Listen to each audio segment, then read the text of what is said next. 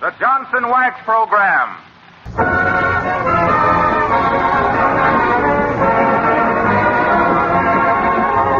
The makers of Johnson's Wax and Johnson's Self-Polishing Glow Coat present Fibber McGee and Company with Jim Jordan as Fibber, Donald Novis, the Four Notes, and Billy Mills Orchestra. And tonight, we're delighted to welcome to this program the listeners to 27 stations of the Canadian Broadcasting Corporation. We open the show tonight with A Shine on Your Shoes.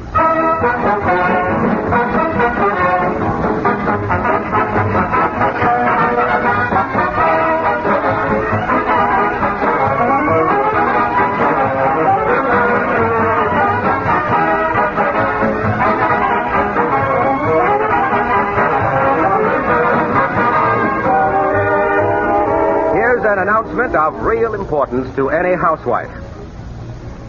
This is the week when millions of women are making their homes bright and attractive for Easter Day. If you're wise, you'll start with your floors. Give them new beauty with Johnson's Self-Polishing Glow Coat. You know, of course, how easy it is to apply Glow Coat. It takes only a few minutes to do a whole floor. You don't even have to soil your hands. No rubbing or buffing is necessary. Glow Coat dries in 20 minutes to a wonderful gleaming polish that everyone admires. Right now, there's a special sale on Johnson's Self-Polishing Glow Coat and Johnson's Wax. Ask your dealer for the giant-size cans that give you 1/3 more for your money. A pint and 1/3, or a pound and 1/3 for the regular price of 1 pint or 1 pound. It will pay you to go to the store tomorrow morning and get a supply of Johnson's Wax and Johnson's Self-Polishing Glow Coat in the money-saving giant-size cans.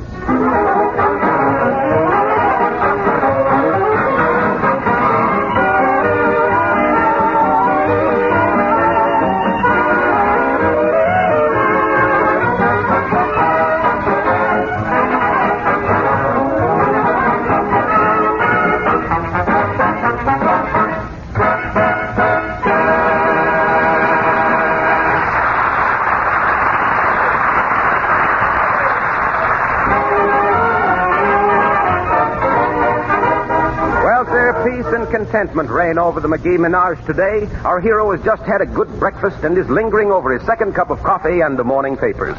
And here in the dining room at 79 Wistful Vista, we find Fibber, Japers, Crapers. Where'd you get those papers, McGee?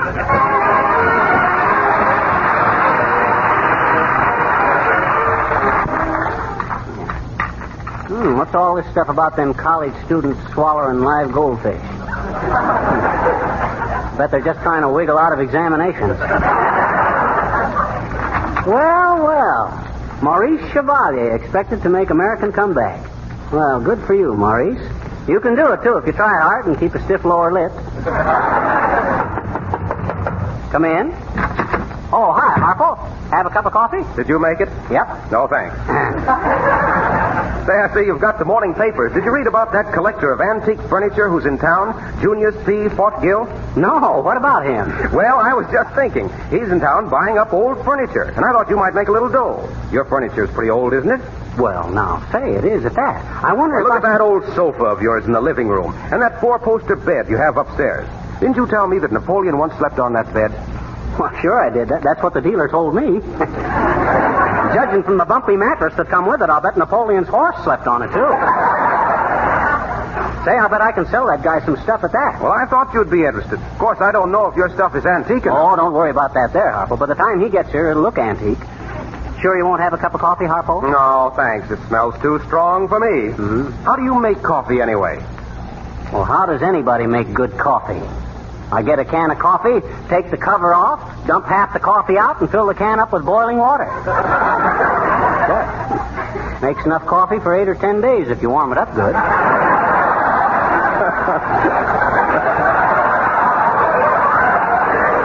Well, what do you do with the coffee you have left? Throw it out or use it for fly spray? That's no good for that. I tried that, Harpo.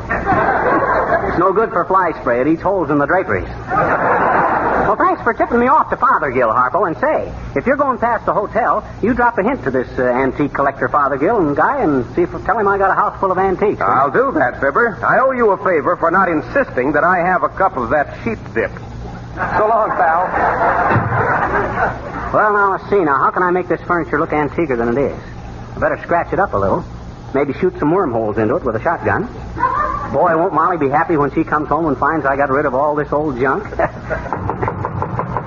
That ain't Fothergill, folks, so we ain't built up enough suspense yet.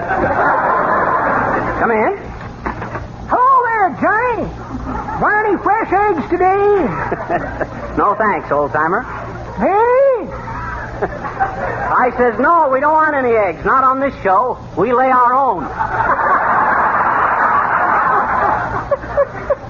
Yeah, that's pretty good, Johnny. But that ain't the way I heard it. The way I heard it, one feller says to the other feller, see, says, see where Jim Farley might run for vice president. Is that so, says t'other feller. Vice president ain't much of a job for a feller like Farley, is it? No, says the first feller. But if you start out as a mailman, you got to expect to hold the bag. Sure you don't want any eggs, Johnny? I fed one of my hens on violets this week, and she laid some nice purple ones for Easter. No thanks. All righty.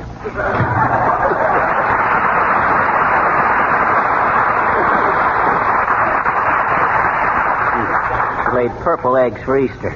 No wonder she laid any for that old buzzard. He's got a face that would stop a cluck. What was I going to do? Oh, yes, I got to get this furniture ready. I'll bust the glass in that desk so it'll look a little older. That looks more antique. Tear the upholstery a little on this footstool. Yeah. Rip that right leg off this footstool. Oh, they cut down the old pine tree, and they hauled it away. Come in. Hello, Fibber. What are you doing? Oh, kicking the furniture around, Billy. There's an antique buyer in town, and I'm adding a few years to the life of all my stuff. It looks battered enough now. Are you familiar with antiques? Oh, yes, enough anyway. For instance, you see that love seat there? That's a genuine, authentic antique, William. That's the very love seat where Paul Revere proposed to Cleopatra. Go on. Cleopatra was 1,000 years older than Paul Revere. Oh, well, what difference does it make if they really loved each other? There's a lot of romance in a piece of furniture like that there, Billy. Can't you just imagine a young lover sitting there on pins and needlepoint? Well, never mind that. How about hearing Don Novus sing This Night? Well, that'll be swell, Billy. Let him go ahead while I load my shotgun. Your shotgun? Yeah, I got to shoot a few wormholes in this furniture. That's a trick I learned from my grandfather, William. He was an antique dealer. Poor old guy. What happened to him? Oh, he tried to saw the legs off his old secretary, and she swore out a warrant. Go ahead, Billy. This night. Take it, Don.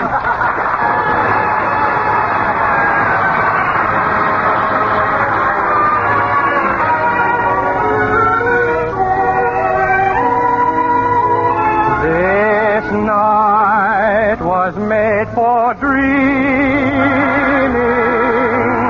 This night was fashioned for you. This night my arms enfold you. My eyes have told you that I adore you. This night is filled with music.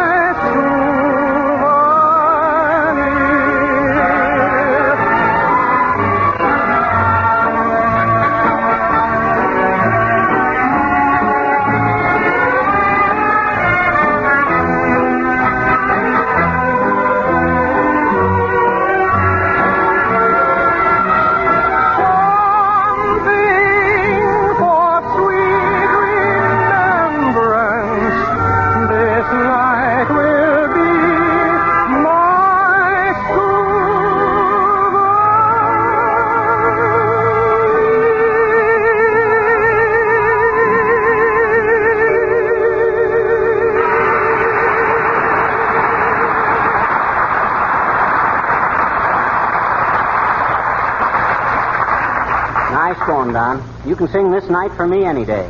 Well, thanks, Fibber. But please don't point that shotgun at me. Oh, don't worry about that shotgun. It ain't loaded. I was just going to show you. Gee, that was wonderful, Fibber. It was? You knocked out the front window. What could you do with a loaded gun? We all make mistakes. Most people don't make more than one with a shotgun. Oh, so you don't think I know anything about firearms, eh? I guess you didn't know I used to be a champion skeet shooter. No, did you? Well, sure I did. Well, I used to go out in the morning with my dog and gun and come back just loaded down with skeets. They was good eating, too. A little gamey, but good. You ever try a clay pigeon with wild rice? Now you're joshing me, Novus. Well, what were you going to use the shotgun for anyway? I'm going to shoot some wormholes in the furniture to make it look more antiquer. Sit down, Don, and watch me. No, thanks. I've been allergic to shotguns ever since I was a kid and stole watermelons. The farmers used to fire rock salt at us. Did you ever get hit? Yes, once. I thought so. They say the best way to tame a bird is to put salt on it. Oh, you going, Don?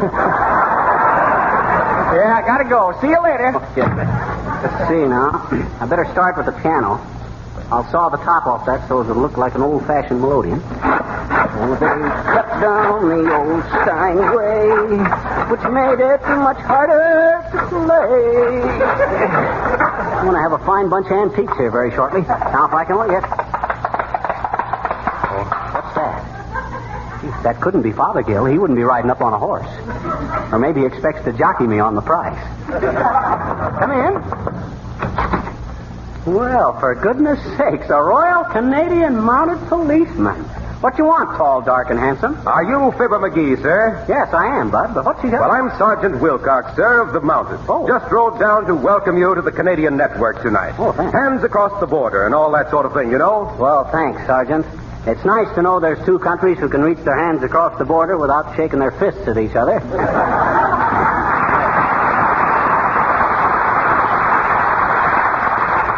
I certainly appreciate your coming in. Well, I'm delighted, sir. And may I ask what you're doing with the saw and hammer? I'm antiquing some furniture, Bud. Getting ready to sell some old stuff to a collector. Really? Yeah. Interesting lot of stuff. Say, those old manuscripts on the desk there should be worth a lot. May I see them? Why, a collection of old jokes, isn't it? Imagine anyone laughing at those old quips. Hey, put that down, Bud. That's our next week's program. Oh, I'm sorry, sir. You familiar with our show up there, Sergeant? Oh, yes. Splendid product you have, too, old man. I'll say so. Though it makes hard work for us policemen. Well, how can that be? Johnson's wax makes work a lot easier. No, not for us. Why, just last month, I trailed a criminal for 300 miles. Just as I was closing in on him, he walked through a house in Saskatchewan and disappeared. Disappeared? Is that one? Yes. The owners of the house had used Johnson's wax, and we couldn't find a single fingerprint on the furniture or woodwork or a single footprint on the floor. Well, I suppose you heard about the special limited offer Johnson's Wax has on sale now. A giant-sized can, paste or liquid, with an extra third free. No, but I'll speak to Inspector McTavish about it. He's a rare one for a bargain. Inspector McTavish, eh? Wonder if he's the same one I worked with when I was a mounted policeman up there. Oh, were you a Mountie? Was I? You mean to say you never heard of me up there? Yeah. Why, shucks, Sergeant. I was once known from Vancouver to Quebec for my capers up there. Canadian Capers McGee, I was known as in them days. Canadian Capers McGee, the coolest, cleverest, crimson-coated cop who ever crept carefully through the keen, cutting cold to capture a crook, continually cantering across country to crack a conspiracy or keep constant control of criminals coming into Canada, and the continent's craftiest constable from Columbia's colossal trees to the colorful caverns of Lake Louise.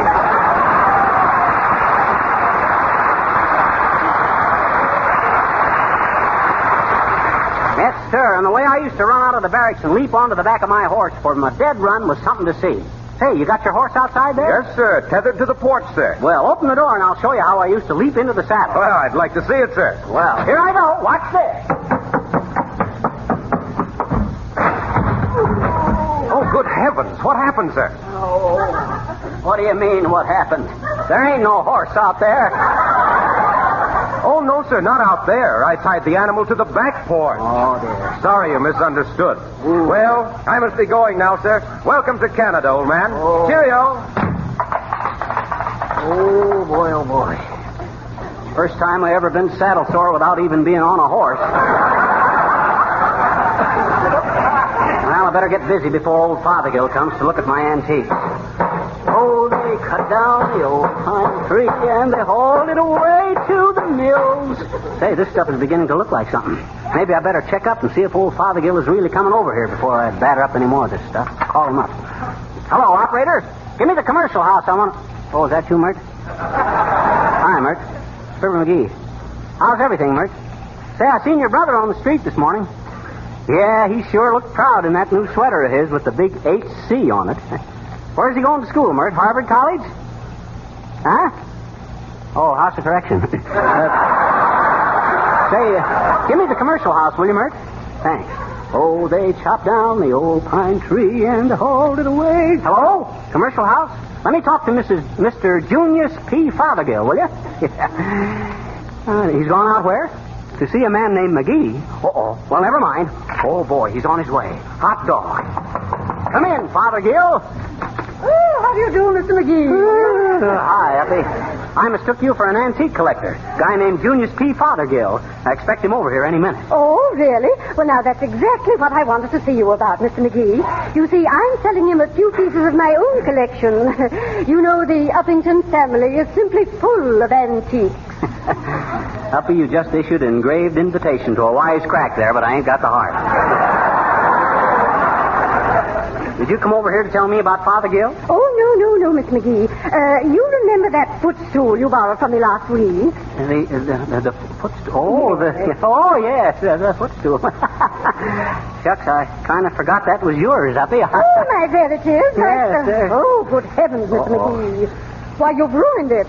And that's been an Uppington heirloom for generations. Oh. Why, there hasn't been a heel in our family that hasn't rested on that footstool. Really, Mr. McGee, how could you? Oh, it wasn't hard. I just took the hammer and went to it. But you just leave it to me, Uppy. I'll sell it for you for a lot more than you could. Oh, dear. Well, all right. I don't mean to be a silly girl about it, Mr. McGee, but I do hope you know what you're doing. Trust me, Uppy. I know my antiques. For instance, you see that little wooden clock up on the wall there? Oh, yes. Cuckoo, isn't it? Little, but it's cute. My great-great-grandfather made that clock, Uppy. Oh, really? Yeah, he was always tinkering with clocks. Made one for a friend of his once, a barber, and put a little hen into it instead of a cuckoo. And every morning the little door would fly open and the little hen would pop out and say, cut, cut, cut, cut, cut. And the barber would get up and go to work. Well, now, that's very interesting. But do you think Mr. Fothergill will be... Quiet, Uppy. I want to hear how that cuckoo clock sounds. It's going to strike. Cuckoo. Cuckoo. Cuckoo. Well, imagine that. Wasn't that clever of Grandpa? He put a quartet in it. What you going to sing, kids? The Cuckoo and the Clock. Okay, give it the works.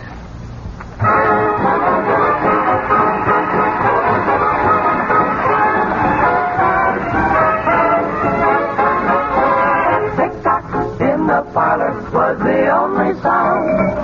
Tick-tock on the mantel, nothing else around. Boys and girls were close as they could see. Never dreamt that they had company. There they were, he was baby talking her, and the cuckoo and the clock went cuckoo. Every 15 minutes he crew. Cuckoo, cuckoo, cuckoo. Be a pal, said the fella to the gal. The cuckoo and the clock went cuckoo. I believe they're starting to woo. Woo, woo, woo, woo, woo, woo. They didn't know that everything they said was overheard. They didn't hear that little birdie giving them the bird. So he said with a sigh, who's your little peachy pie? The cuckoo and the clock went cuckoo. So I'm just a little cuckoo. I'm not as cuckoo as you. Then he closed the door and withdrew. The birdie cuckoo. The birdie cuckoo.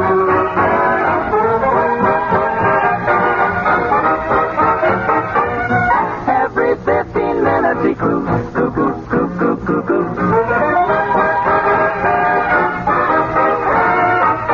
I believe they're starting to woo. Woo, woo, woo, woo.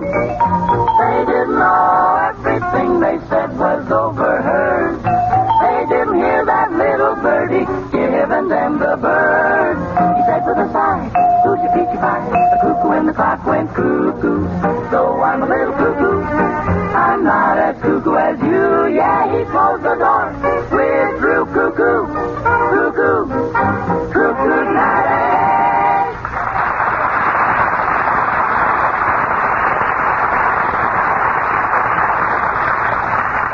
great, 4 notes. Remind me to give you a little extra birdseed this week. Well, I guess I better get back to work. Oh, I cut down the coffee table to make it as old as I was able. Oh, I cut... Better hide these tools. Come in. Oh, hello there, Fizzer. Why is your face being so full of perspiration? I've been working, Nick. I've been aging my furniture. Going to sell it to a big antique collector. I don't mean to tell you. Yeah, I've been kind of doctoring it up so it'll look older. Well, for scrimp's sake, would you be guilty of deceiving an appearance for the sakes of making a profit, Fizzer? Why, certainly, wouldn't you? Sure, every time. Incidentally, Nick, have you got any antiques? Any period furniture? Period furniture? Oh, sure. We're having a little stuffed over Sioux City, that is. A little what? A little stuffed over Sioux City. Stuffed over Sioux City. Stuffed over... Oh, you mean an overstuffed Davenport. Stuffed over Sioux City. Sure. Well, I stand connected. I knew it as being someplace in Iowa, but this little stuffed over Davenport is being a nice thing, Fizzer. It has got upholstery with polka dots all over it. There is being enough periods in that one pieces of furniture to make a great... No. By period furniture, Nick, we mean, like William and Mary, and Hepplewhite, and Colonial, and Early American, Louis the 14th, and all stuff like that there. Oh, but I think that is all being a lot of saucy apples, Fizzer. If a chair is being a good place to sit on, what difference is it making whether it is William and Marion, Early Colloquial, Heppelpuss, or Lousy the 14th? I'm afraid you just don't appreciate nice things, Nick.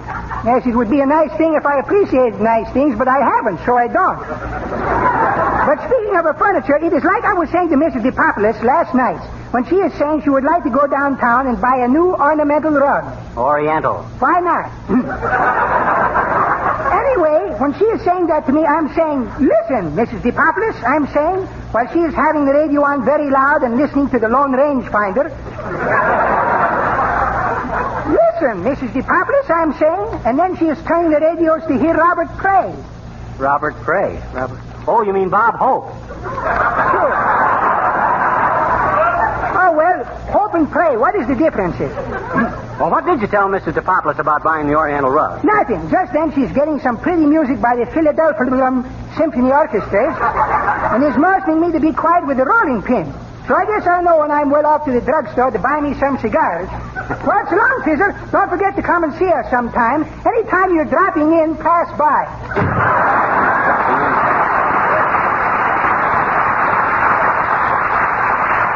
Well, I guess I'm just about all set for old Fothergill. I'll take one more whack at that easy chair. Uh-oh, I bet that's him. Come in. How do you do? Do you need any socks?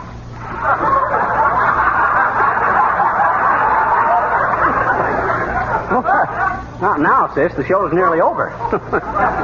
We could have used some in the first 20 minutes. Well, you don't understand. I represent the Wilkie Silky Socky Corporation, and I'm taking orders for our new spring line. May I show you some samples? No, thanks, sis. I go barefoot starting 1st of May.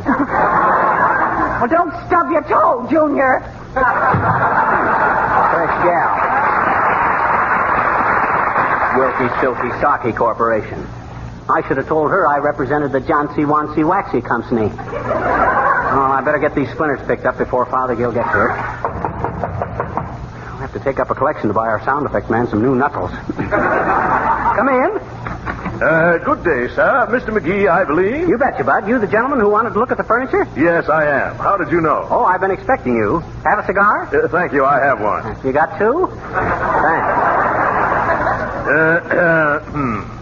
They tell me you have a very valuable collection of antiques here, Mr. McGee. Oh, I have. Very valuable. What would you estimate its value, Mr. McGee? Oh, I don't know, Bud. Aside from the sentimental value, I'd say it was worth at least, well, in the neighborhood of, roughly speaking, about, well, at a guess, somewhere near... Well, what would you say? Well, I'd much rather you put your own price on it, McGee. You would? Oh, that's swell. Well, now you take that desk there. I'd say about $3,000 for that one piece. 3,000? Is that all? Is it? Well, that's without the drawers, of course. With the drawers, I'd say $5,000. Now, how about that footstool, Bud? That's interesting, ain't it? Oh, yes, it certainly is very interesting. Fairly modern, isn't it? Oh, no, that's a genuine Uppington. I know the Uppington family personally. Remember the old furniture designers, Uppington, Downworthy, and Roundweather? Their trademark was up, down, and around. That footstool is worth at least $2,000, Bud. Is that so? Well, that seems like a fair price. It does? Well, what do you think of the rest of the stuff, Bud? Well, frankly, I don't know when I've seen such a motley collection of furniture. I guess you know your stuff, Bud. There ain't a piece in the lot that ain't a genuine motley.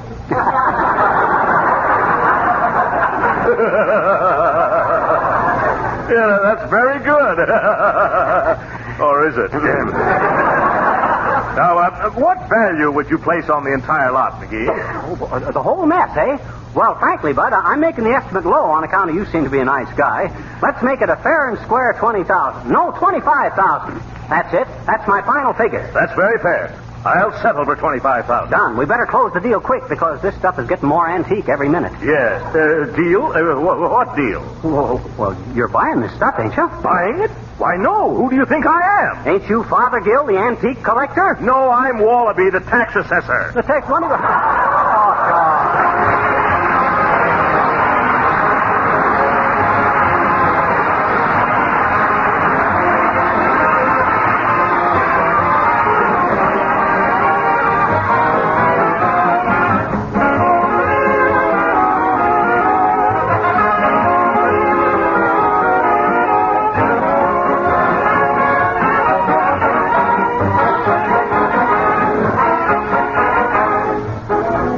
We'll be back in just a moment. We know that all you women are thinking about spring house cleaning, so it's a good time to remind you again of the special sale of Johnson's Wax and Johnson's Self-Polishing Glow Coat in giant-size cans that give you 1/3 more for your money. It's important that you make your home clean and attractive for spring, and that you protect your prized possessions from dirt and wear. Remember, it's very much to your advantage to buy Johnson's Wax and Johnson's Self-Polishing Glow Coat now, while you can get the special giant-size cans that contain 1 1/3 or 1 1/3 pounds, and yet cost no more than the regular pint or pound sizes. Now, if you can't go to your dealers, phone him in the morning and ask for the money-saving giant-size cans of Johnson's Wax and Johnson's Self-Polishing Glow Coat. When the present supply of these giant cans is exhausted, there won't be any more, and we don't want you to be disappointed.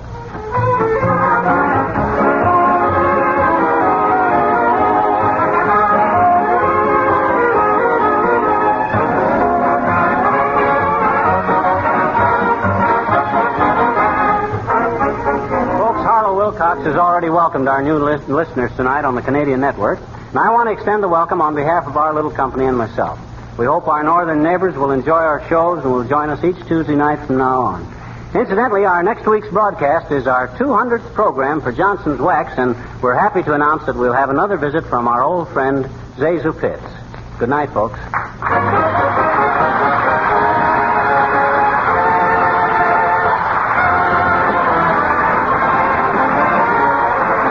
Wilcox, speaking for the makers of Johnson's Wax and Johnson's Self-Polishing Glow Coat, Racine, Wisconsin, inviting you all to be with us again next Tuesday night. Good night. This is the National Broadcasting Company.